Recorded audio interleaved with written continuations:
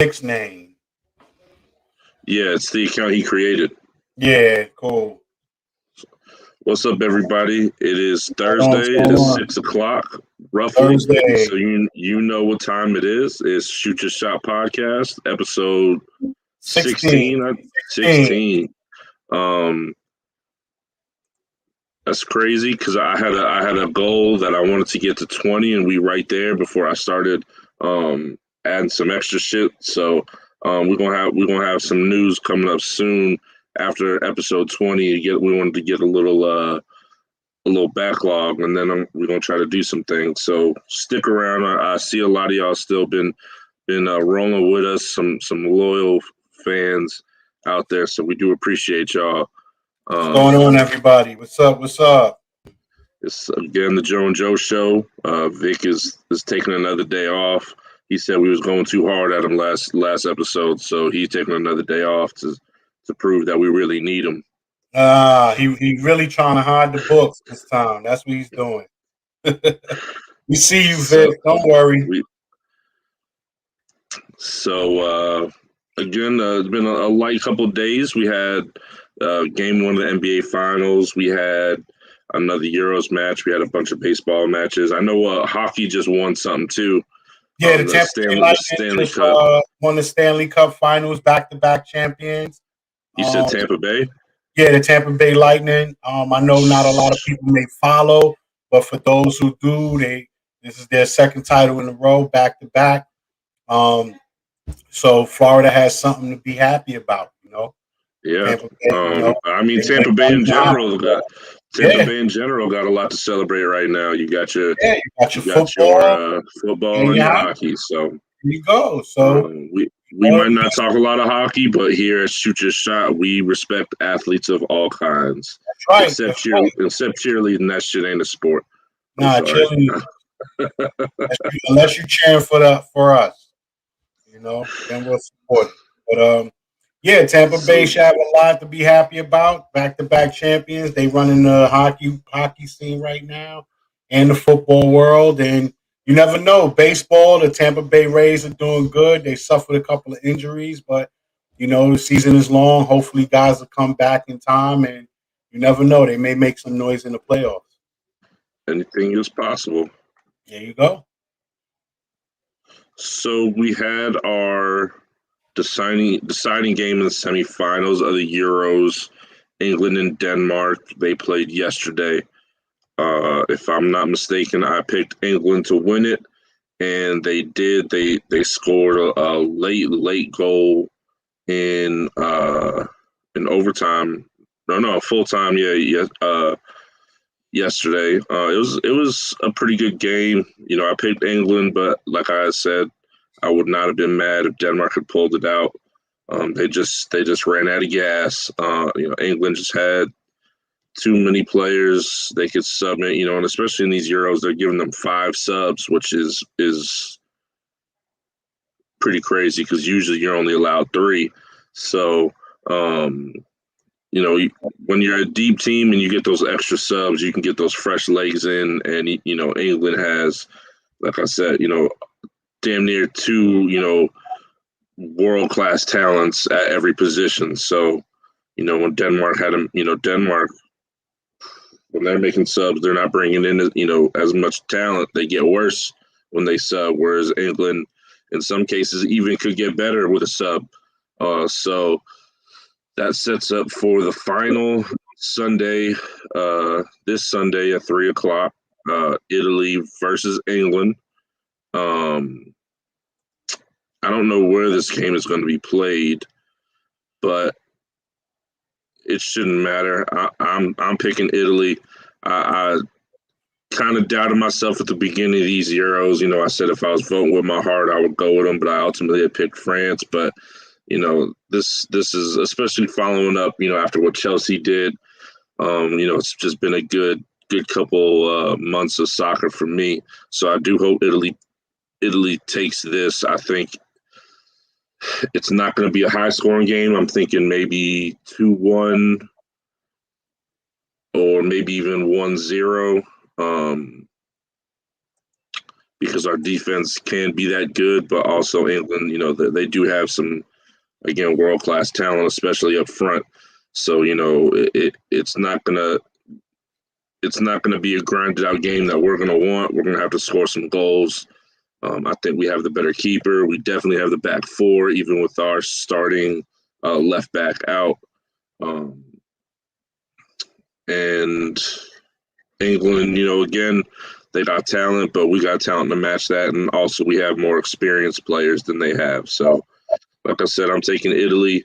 I'm thinking, like I said, it'll be realistically, I think it's going to need to be like either 2-3 or 1-2. I think those are the most realistic scores. So, check out for that.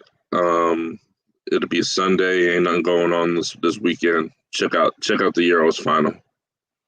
Okay, yeah, I'm interested. It was a decent game. Another one, close, tight matchup. I thought I was going with the underdog, so I had Denmark winning.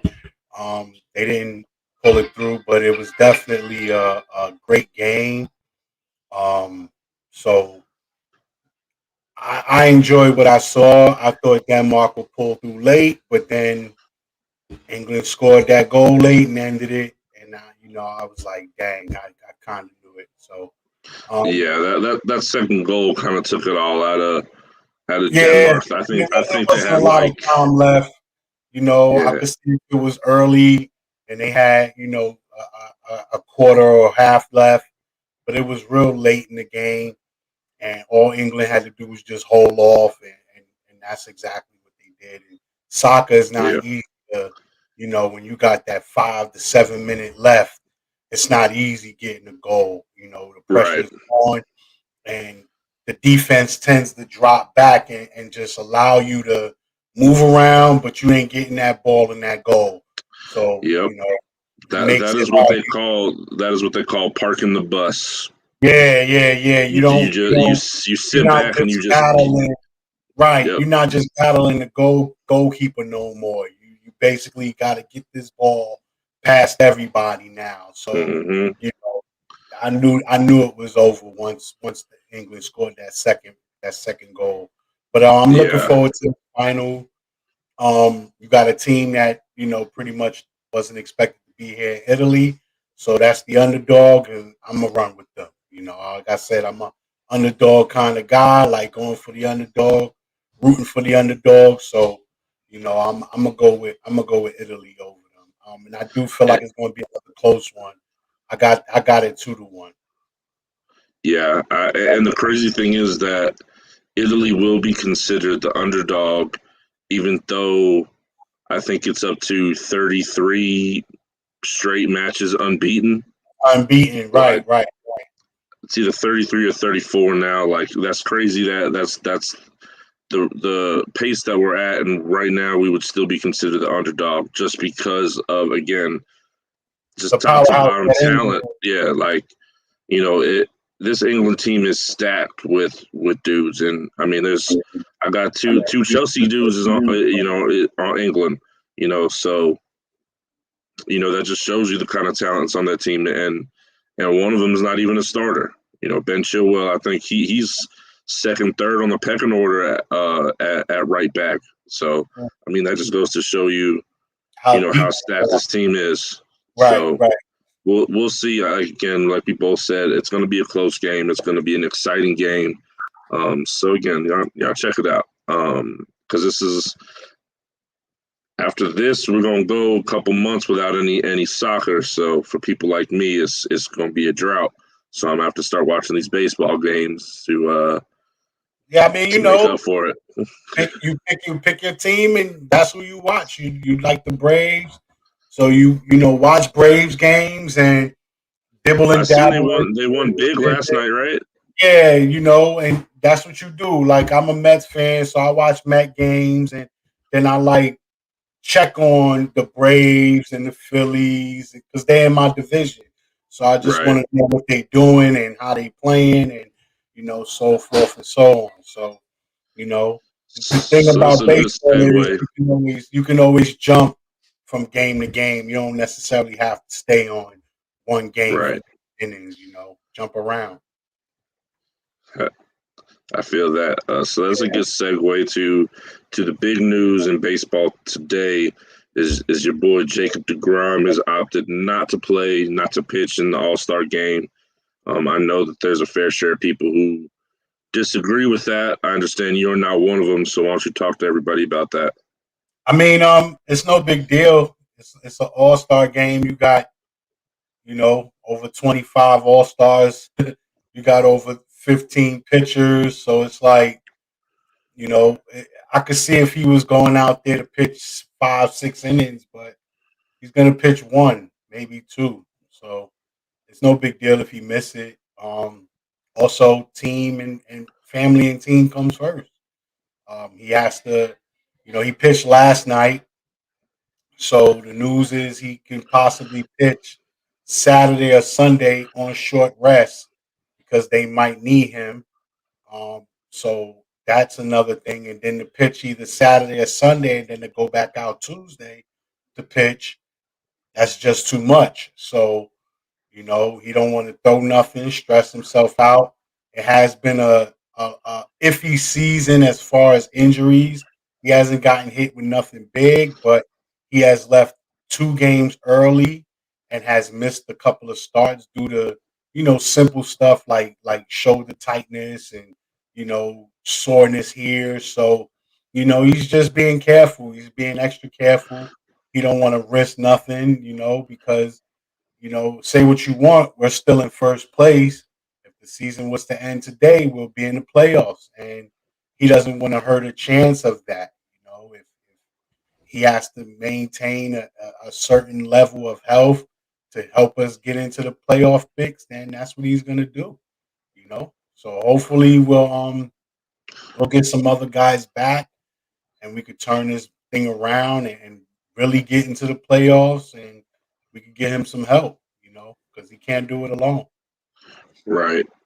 Yeah.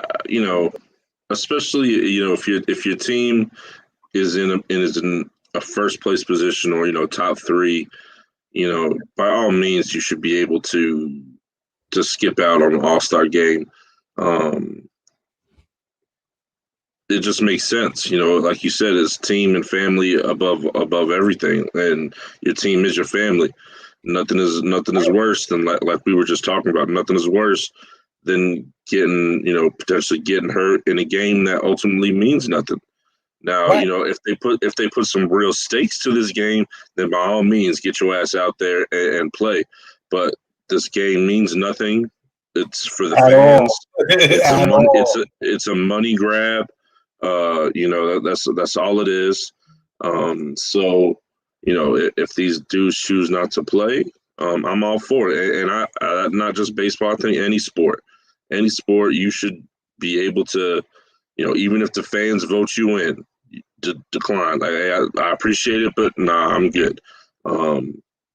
It doesn't make sense. To put yourself, your body, your team at risk to do, for nothing. So Yeah. Basketball is probably the only one because they don't play hard. They don't. They play around. It's like they're in the gym. Just go ahead, go for yours. Now, if this was 20, 30 years ago where they was taking this All-Star game stuff serious, then I felt like, all right, after a certain time, this is like his 6th, 7th All-Star, take it easy. Let the young guys play. Let the first team, let the first year guys go, the second year guys go. But if this is your 7th, 8th All-Star, you're not new to this. You know what it is. You know what it's about. Take it easy, take it slow. So basketball is kind of the only one where it's like it's not a lot of y'all. It's only 12, 15 players. So go ahead, go out there, get the fans what they want, and then that's it. But baseball, you got a 50-something roster. Football is the same thing. It's like 60 guys on each team, so you're not gonna miss. Yeah, I mean, honestly, especially football for me, they got to get rid of that Pro Bowl. Like, Yeah, I never understood it either. I could see the selection, like you give props to those players that played the Yeah, season well. You give them that Pro Bowl selection title, but as far as yeah. playing the Put a actual patch game, on their jersey. yeah, Like, yeah. But to play the actual game, I always felt like it was meaningless. It didn't mean nothing. And what they should do is take a page out of the NBA, just make it all about fun. You know what I'm saying? There is no yeah, rushing the quarterback. The quarterback got 5 to 6 seconds to release the ball. Let them have fun, let them run. Goof around, and that's it. yeah. Because football, especially on that offensive defensive line, you can't just play lackadaisical. No, The no, first you the can't. first the first thing they'll tell you in football is when you playing not to get hurt is when you're going to get That's hurt when you and it's get hurt. going to be severe. So, even if you go back to when they just do a bunch of games, like they used to do back in the day, like see what quarterback could throw it the farthest. Let's have them throw into the moving targets. Just making a bunch of mini games, stuff that dudes could, like you said, have fun, take it easy. There's no chance they getting hurt. You know whatever. But the game, I know that it's rare to see dudes get hurt, but when it does happen, it's like, for what reason is this happening for a game that didn't matter? Didn't matter. It's Didn't it's matter. it's all bad. Like you said, baseball, you still kind of you got to go kind of hard. It might be not as Yeah. easy to get hurt, but you still got to go hard. Yeah, basketball you could take it easy, but you never know. You're going up for that little, that wide open fancy dunk, and Right, you land on right. your knees the wrong Playing way. wrong. Yeah. Because You if you know, look at Paul George injury in the Olympics, he wasn't like it wasn't against defense. Like it was a fast break. Like yeah, he was pretty much by himself, and he landed wrong and snap broken. That's it. So I don't know. I think me personally, it'll be fun to watch athletes do other sports. So it's like NBA All Stars. Whoever makes the All Star team have a charity softball game. yeah, Baseball players have a charity basketball game or something. yeah. Football players could do the same thing. Have a little charity basketball game or something like that. What was that You know? thing MTV used to do? Yeah, They used to do baseball and basketball. they used to do basketball where they had the hoop was real high and you had to shoot like Yeah, you get 25 points for that or something like that. They had the pros versus the rookies or whoever. Like do stuff like that. Make it fun. You know what I'm saying? Have a flag football game where it ain't no tackling, ain't no hurting. You got 11 on 11 where people just grabbing flags or whatever. Like try to, it was Rock and Jock is what it was yeah, called. right, yeah, something like that. But just like Yeah, find fun, find balance in the fun. You know what I'm saying? everybody's mic'd up. Yeah, as opposed to like everything so serious. Like baseball used to mean something. The All Star game used to mean something. So whoever won the All Star game, that division or that league will get home field advantage.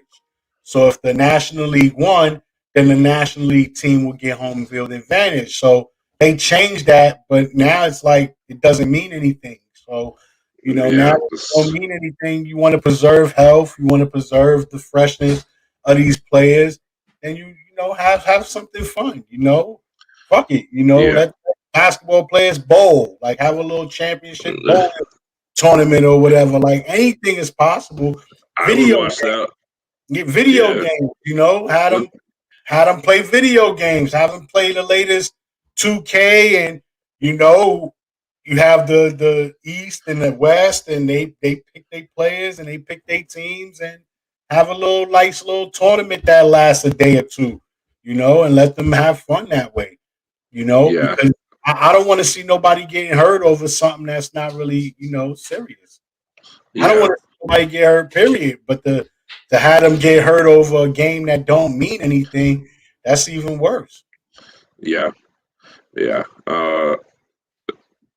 I agree. I would probably watch anything over any of the All-Star games that they have now. Pretty much. Yeah. You know, I don't make it through the whole baseball All-Star game. Like I watch maybe the first 2-3 innings, and then that's it. I go about my business, and I'm hoping it's not on the same night as the NBA final games or something like that. Like Yeah.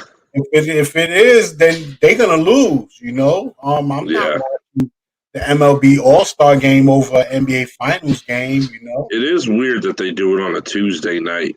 Like, is that a tradition? Like, why don't they do it over the weekend? Yeah, it's always on a Tuesday.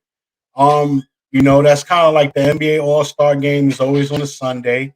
MLB All-Star game is always on a Tuesday. I mean, I always felt like it should have been a weekend thing, you know.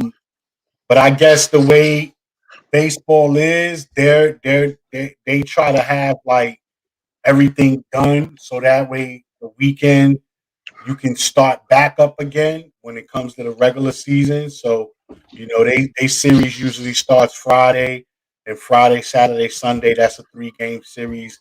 Everything is usually 3 games, 3 games, 3 games. You get 1 day off per week, basically, whether it's a Monday or a Thursday. So, you know, I guess that's how they keep things balanced. But I always felt the same way. Like All-Star Weekend should be a weekend. It should be a weekend. So they don't. Yeah, I mean, you think they would probably get better ratings, but you know, what do we know?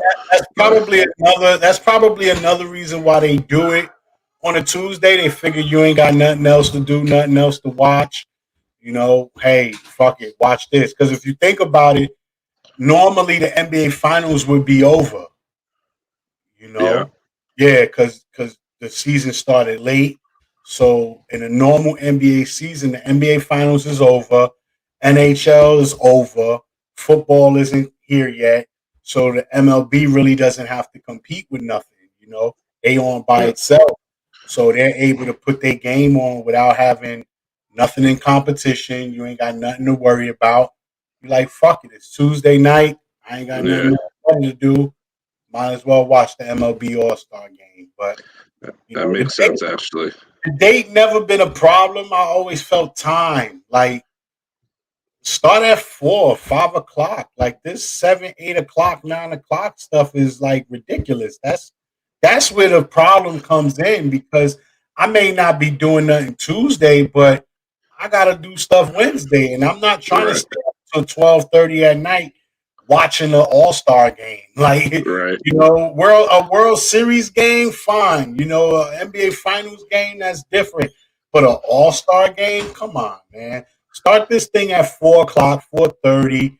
First pitch around 5:15. Let this thing be over by 8, 9 o'clock, and that's it. It's an All-Star game. We want to have fun. I said that about the NBA All-Star game. The NBA All-Star game just started so late, and they drown you out with all these meaningless talking and meaningless. You got performances and people singing and rapping. I don't want to see that, man. Like, cut all that noise out. Let's get this game started, and that's it. I mean, the Super Bowl do the same thing, but at least the Super Bowl kickoff is by 6:15, 6:30 at least. You know what I'm saying? Like they not kicking the ball off at 9 o'clock at night to where you like, oh, enough of this crap. You know, so I think the NBA and the MLB should like really look into that and start these games a little earlier. You know. Yeah, I agree. This past All-Star game, NBA All-Star game, was the first one I watched in a while, and I didn't know that they did all these dumbass rules with the points and all this. And you know what they're trying to make pay homage to Kobe and all that. But it's like, man, just put his logo on the court or something, because this first to 24 and do this and divide it by 8. Like, nah, man. 4 quarters. Whoever scored the most after those 4 quarters wins. That's it. Like, that's the winner. That's the winner. Shit is stupid, but that's maybe they'll get rid of that format. Maybe they're just doing it for right now, but it is what it is. I want to again remind everybody you are listening to Shoot Your Shot podcast. It's the Joe and Joe show today. We just got done talking All-Star baseball and the Euros. We're getting ready to talk Game 1 of the NBA Finals. I think exactly what we said was going to happen is exactly what happened. There was no big surprises, but we're going to talk about it anyway because it was a great game to watch if you're a Suns fan, not so much if you're a Bucks fan. Chris Paul came out, and I can't remember in recent history of someone coming out, especially at his age, in their first finals appearance and just showing up exactly how you're supposed to show up, and just playing that first game like it's meant to be played. The last time I really remember something like that was Iverson versus the Lakers, that Game 1 when he just showed up and got, ultimately it was the only win they got, but it was a win. Iverson was like what, 25, 26 at the time? Yeah. He wasn't no 36-year-old guy, so he was in his prime. I mean, that's the best year of his career, but that was his MVP season, if I'm not mistaken. Yep. But I mean, I wouldn't say what surprised me, but I knew Milwaukee was in trouble when the first quarter ended and Phoenix was winning and Chris Paul didn't have no points. Yeah. Because I knew you wasn't going to keep Chris Paul scoreless the whole game. Yep. Now, did I expect him to go for 30 plus, 30 something? No. I had him in between the 18 to 21, 22 point range. That's where I had him. But I said it's going to be bad because what he's going to do is he's going to score most of those in one quarter. Which quarter is it going to be? I don't know. I had him for the third or the fourth, though. I say he always starts off slow. He always lets you do what you do, and then he'll score his points in bunches late in the game. And that's what he did. He relaxed. He played cool, calm, and then it was like, you know what? It's time to shift gears. And he shifted that gear, and it was over. It was like 36 where? Yeah. Like where? Where did he look 36 at? He didn't look 36 nowhere. Right. He wasn't just shooting. He was beating you off the dribble. He was getting to the rack to where he can lay it up, lob it, floaters, whatever he wanted to do, fadeaways. Like it seemed like he was on the court by himself.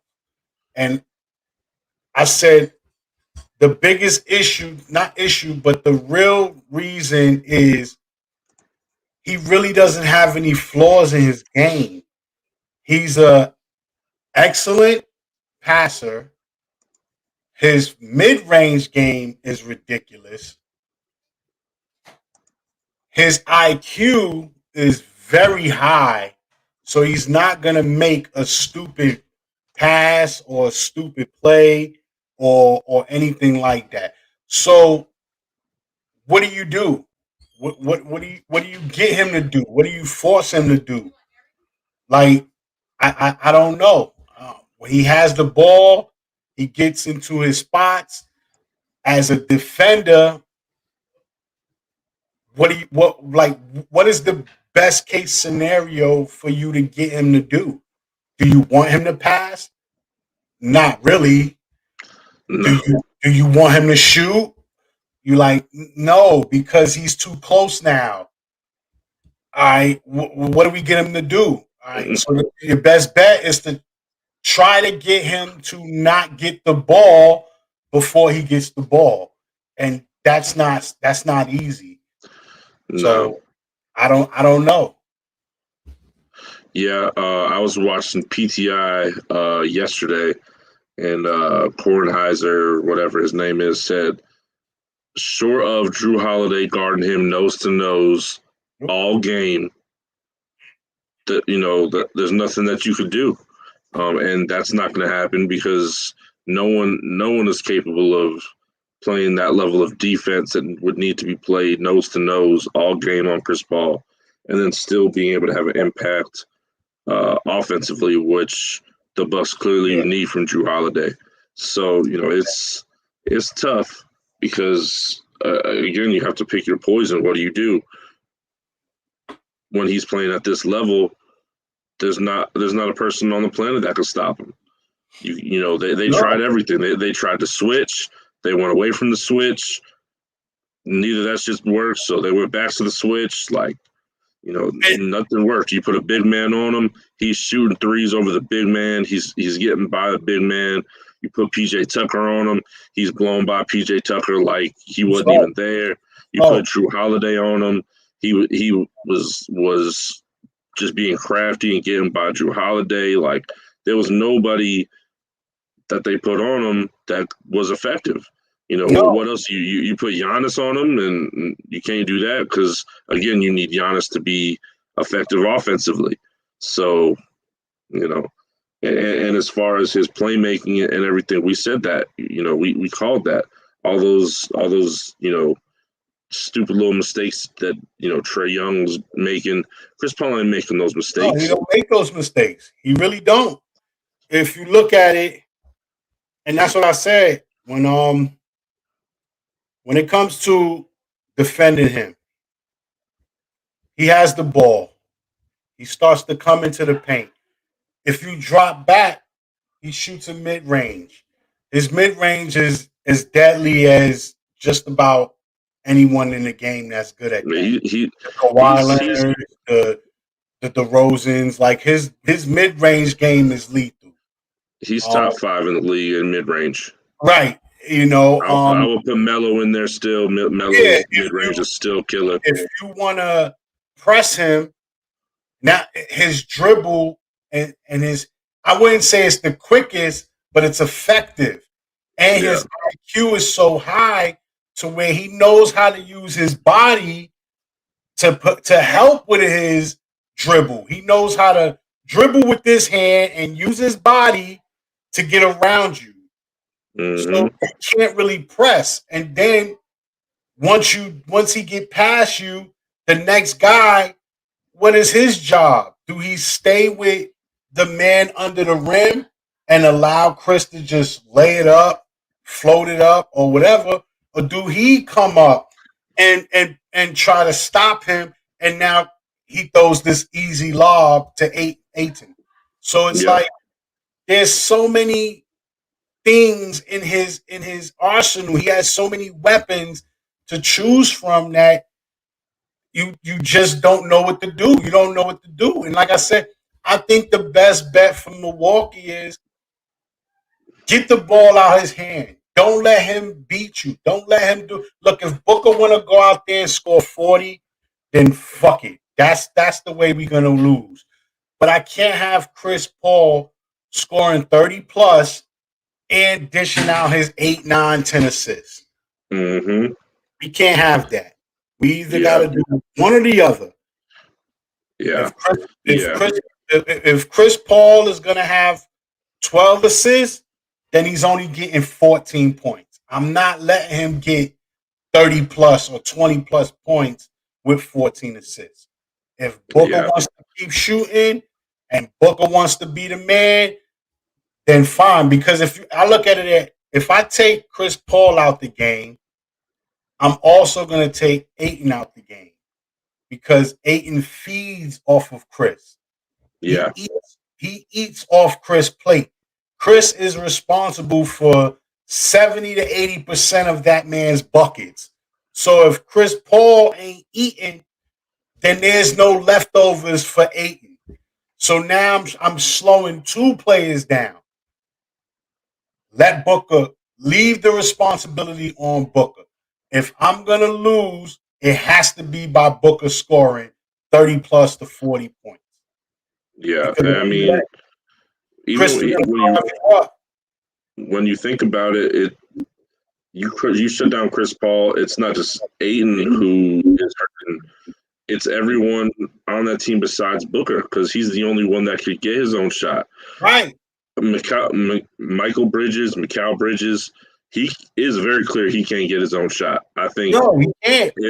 He depends on that pop out open three, or just dive into the basket and getting that, the oop or the scoop, as he's cutting. Crowder is the last dude on the court that you want shooting it anyway, but he's not creating his own shot. It's the pick and roll, and he's instead of rolling, he's cutting out to the wing, and 3-pointers. So really, if you could find a way to shut that down on Chris Paul, and you try to let Booker beat you, that's that. Another thing is, it's time. I think it's time for Milwaukee to go small. Although Lopez had like 17 points, he was a minus 20 something. So it was like your defense is still worse than your offense. You've given us 15, but you've given up 20 plus. It's time for him to go small, let Giannis play center, and try to go small to keep up with these guys.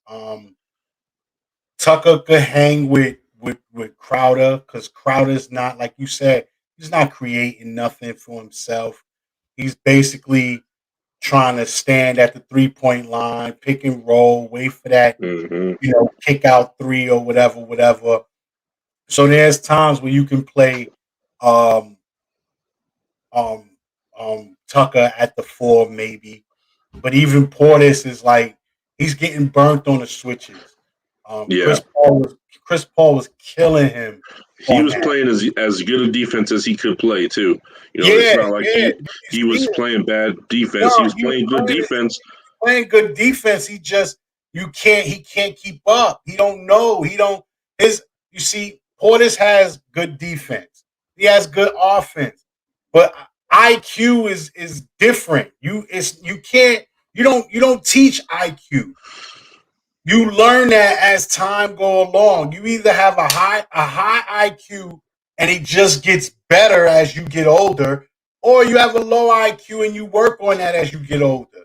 So Chris Paul was the type that his IQ was always high, but now that he's in his 16th year, he done been there and seen everything. It's insanely high right now.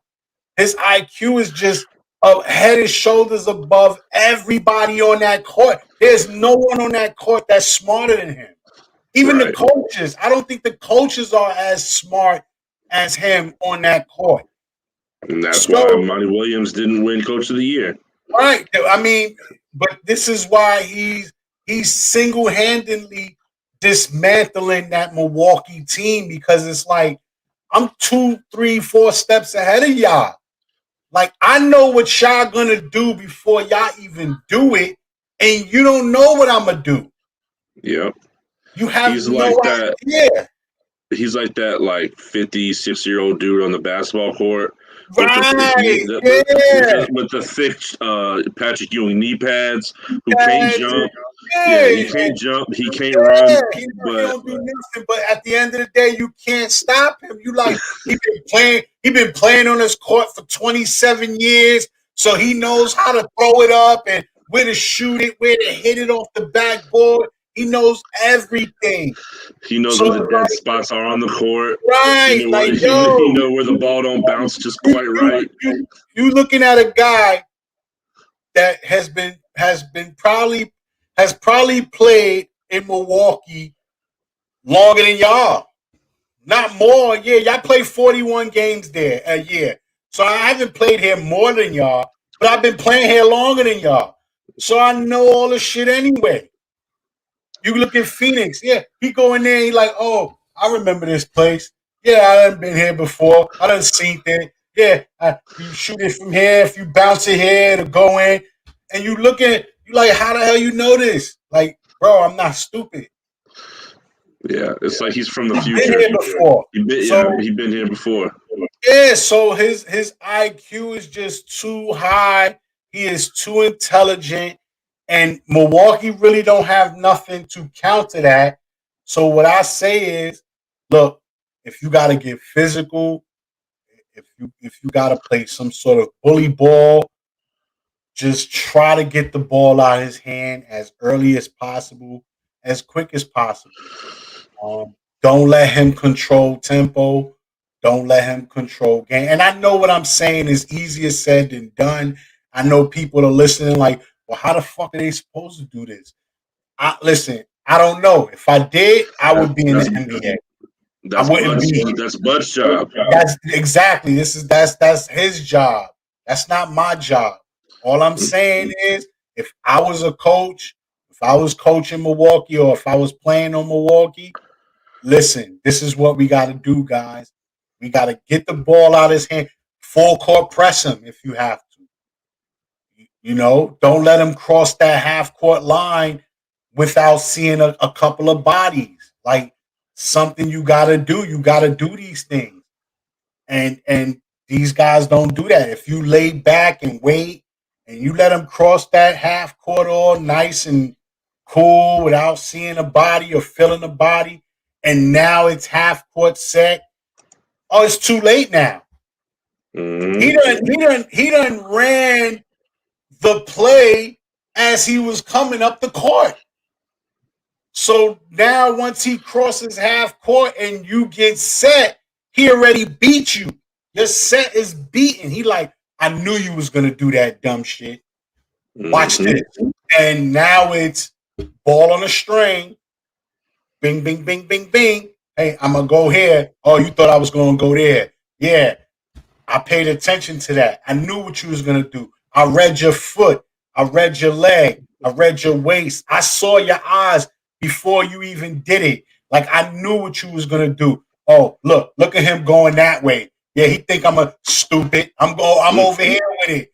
He already did that. He did all of this as he was coming up the court, and you wasn't bothering him. So what you need to do is, as soon as that ball is inbounded to him, bother him. Bother him. Touch him. Grab him. Don't even let him get the inbound if you don't want to. Yeah. Do something. You gotta do something, because if he keeps having games like this, as Vic said, it's a sweep. It's gonna be a sweep, and it's gonna look real bad. It's gonna be a real easy sweep. Yeah, it's the same thing that they always say about Tom Brady. You know, when you pressing him and you in his face, he a different dude. He not the GOAT. Right. You know, and that's why those Giants teams were always so successful, because they had that D line that could get to them. That most teams didn't. No, they didn't have that. Have a D line that could do that. But say what you want about Eli and those Giants teams. Those D lines got to Brady. They was in his face, and when someone's in your face, you can't make those same decisions. You don't have that time to think. You have to improvise now. Now you gotta switch it up, change it up. Oh, damn, they on to me. I can't go there no more. I can't do this anymore. So now you gotta improvise. You gotta change things. You gotta redirect yourself, and now that gives us time to come up with something more, something new, something else. Like, oh, this is working. Once you see it working, that builds your confidence. But once nothing's working, you already beat before it happens. So now you're sitting there like, bro, no matter what we do, man, we can't beat this guy. Now you start talking about it, you start thinking about it, even if you're not saying it. Once you start thinking about it, that's it. It's over. So like that's just it. They need to switch it up, man. What they doing ain't working. Let the sweep happen. CP3 deserves it for sure. I know it's not close, but in high school, our team, shout out to Bayside High School, we pressed all game, every game. And we beat a lot of teams that we probably shouldn't have beat, because we were in their point guard's face. in everybody's face all game. It didn't matter if we were down 10, tied up 10, up 20. We were pressing because that's the kind of style of basketball we played, and it at every level doesn't matter. It's gonna shake confidence. Once you get that first turnover, it might take you 3, 4, 5, 10, 15 trips down the court. Once you get that first turnover off that point guard, he's thinking about it. That's it. Because you don't want to compound that with another one. Right. Especially if he get it in an unexpected. Now, if he loses the ball or if it goes off his foot, then that's different. But if you rip it, you steal it, you like. Think about this. Middleton had the ball, and this is where CP3's IQ is just insanely high. Middleton had the ball. Chris was on him. Instead of Middleton immediately turning his back to Chris, mind you, Chris Middleton got like a 4 or 5 inch height advantage, 20 pound, 30 pound weight advantage. So as soon as he get the ball, you're supposed to turn your back to Chris, back him down. He didn't do that. He had the ball and tried to do like this shoulder to create space. Chris Paul is already ahead of him. His body is positioned in a way to where that's not going to work. So as soon as Middleton did one move, what happened? Chris smacked the ball right out of his hand. An easy steal. Middleton had no choice but to foul him to prevent a fast break. Mm-hmm. And I looked at that play like, oh, that was so simple of an NBA player with high IQ because Chris Paul seen him. Like he knew, I already know what you're going to do. You're going to try to use your shoulder and then you're going to try to do some dumb shit with a head fake to get me to reach so you can do that and get to the line for an easy 2. No, I'm going to plant my feet here and move my body here to where your shoulder is not even touching me. And as soon as you go back with it, that leaves the ball exposed. The ball is completely exposed. And I'm going to just smack it out your hand. And that's exactly what he did. And as in basketball in general, first thing you're taught, if you're being guarded by the smaller man, don't bring the ball down to him. No, keep the ball up. He better down there than you are. Keep the ball up where he can't reach it and go over him. That's simple, basketball man. 101. It's simple. Yeah, keep jumping. It's simple. Like I don't get it why some things could be so simple and these players today make things difficult. I don't get it. I don't get it. Like that, like I go back to the whole Denver when they were losing by 2 and Jamal Murray had the fast break and everybody just ran to the 3-point line when the layup is wide open. I'm like, yeah. Like, what is going on with you guys? Like, y'all really don't think that's a perfect example of very low IQ. Your IQ is completely blown. You're not there. You have no brains when it comes to this. You are strictly skilled and you have the talent, but you don't have brains. And that's what happens when you get to the NBA. You could be talented, you can have the skills, but if you don't have the intelligence to stay here, look at Michael Beasley. All the talent in the world, man. This guy is very talented to the point where I heard stories about how he used to beat Dwayne Wade, LeBron James, and all these guys in practice. But once the game starts, that's when your IQ needs to kick in, bro. You need to do the best. You don't have in one-on-one practice. I don't need to worry about my IQ. It's just me and you. So that's when skill and talent can win. But when it's a 5-on-5, I have to be a smart player. I have to be highly intelligent. Steve Nash won 2 MVPs off IQ. IQ. He was never the best. He was never the best player on the team. He wasn't the best player in the league. He was the smartest player those 2 seasons. Mm-hmm. And I said that. Everybody always bring up numbers. It's not always about numbers. It's about the intelligence. He made it look easy. That's why I said when Steph won his first one, it was due to his IQ. He made things look smart, so easy. And his second one, the unanimous one, he just made it look so easy. He was 5 steps ahead of you guys. Mm-hmm. That's why y'all couldn't stop him. He wasn't the strongest. He wasn't the quickest. He wasn't the fastest. He didn't have the most talent, but he made it look easy. You guys over there, I'm over here. Look, I'm over here, guys. And just when you go, oh, nope, sorry, I'm over here. Look at me. So Steve Nash turned Amari into probably what he would have ended up being is, a pretty decent power forward to an all-star caliber player.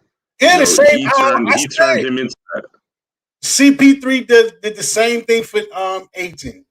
Like, I'm not saying he's a bad player, but CP3 is making him look next level. He's making him look right.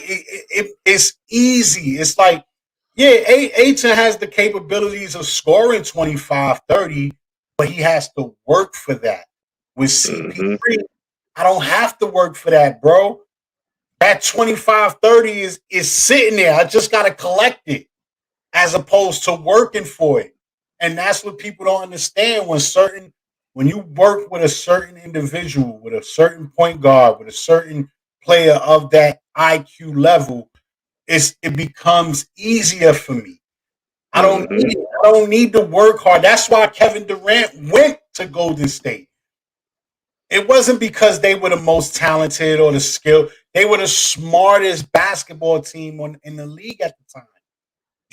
Draymond Green, say what you want. Not the greatest shooter, but when it comes to in basketball intelligence in the NBA, one of the best. Top notch. Klay Thompson is the same thing. Oh, he may not be able to lead a team. He's not a number one. When it comes to IQ and basketball smarts, he's right there as well. The same thing goes for Steph. The same thing could be said for the coach. They were the smartest team. When KD went there, his points per game didn't go crazy, but look at his field goal percentage.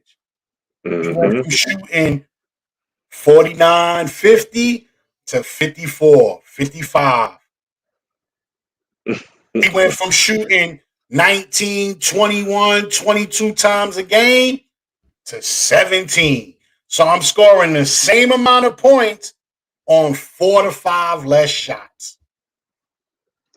What's the age-old saying?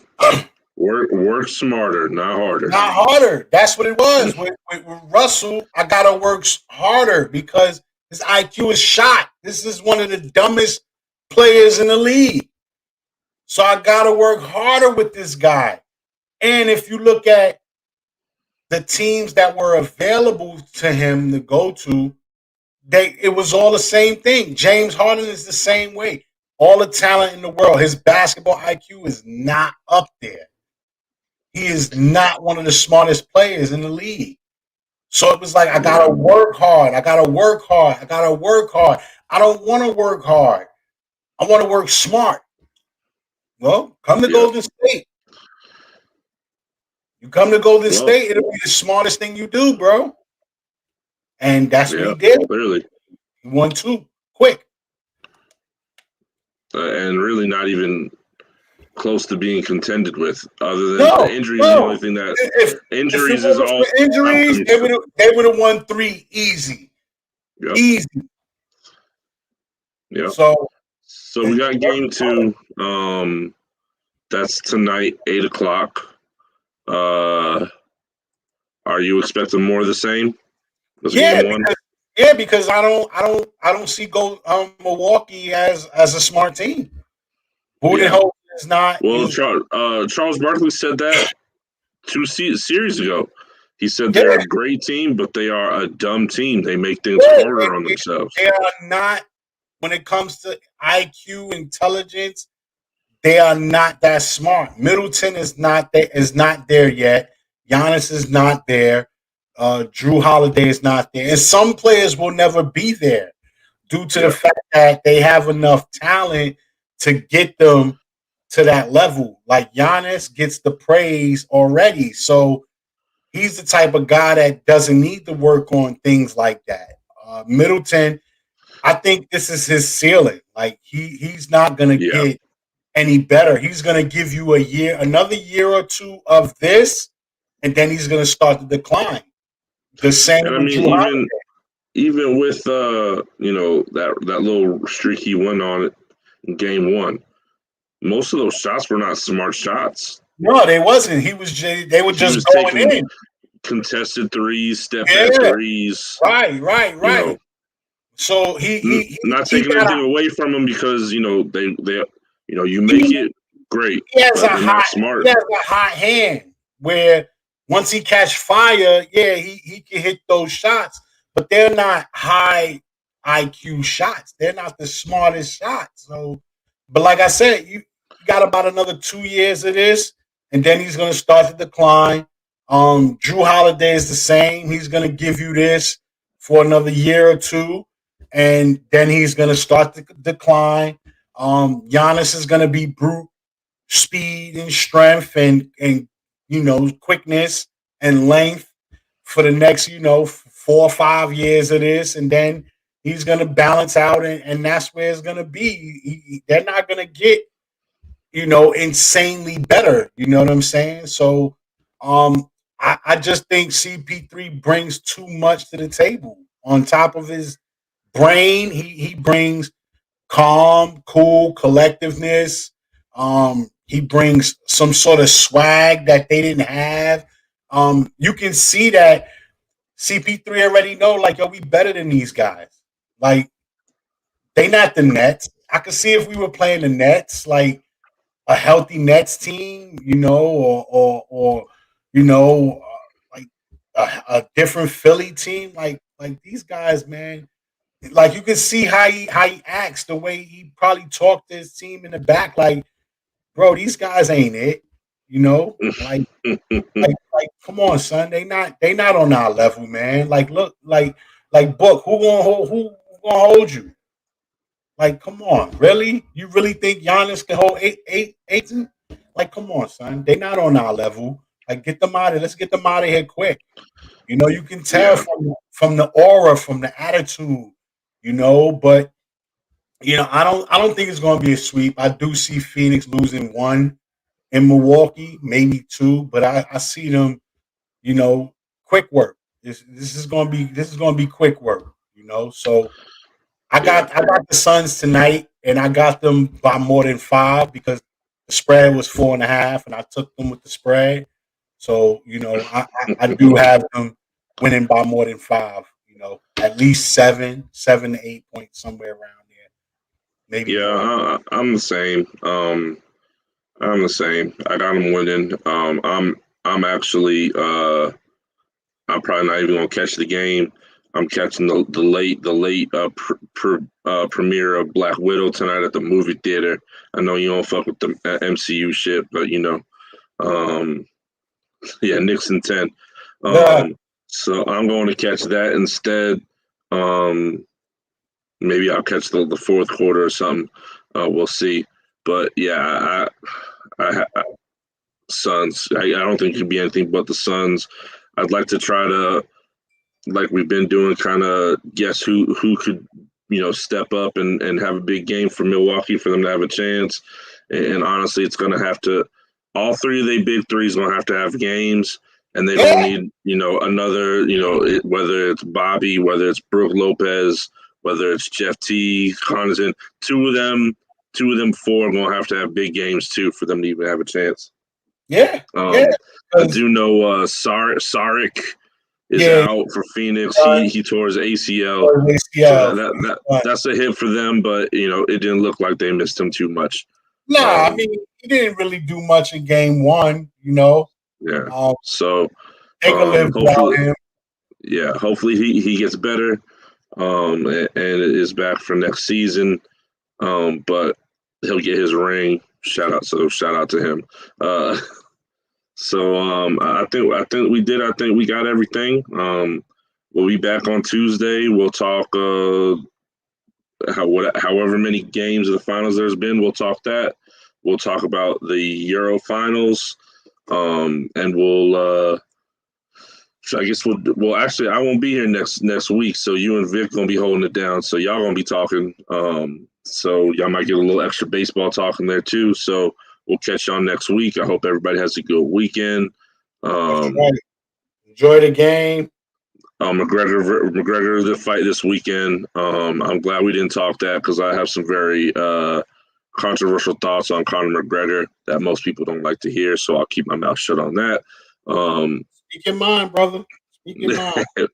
We ain't got the time. Maybe after we see him lose again, I'll talk when I come back.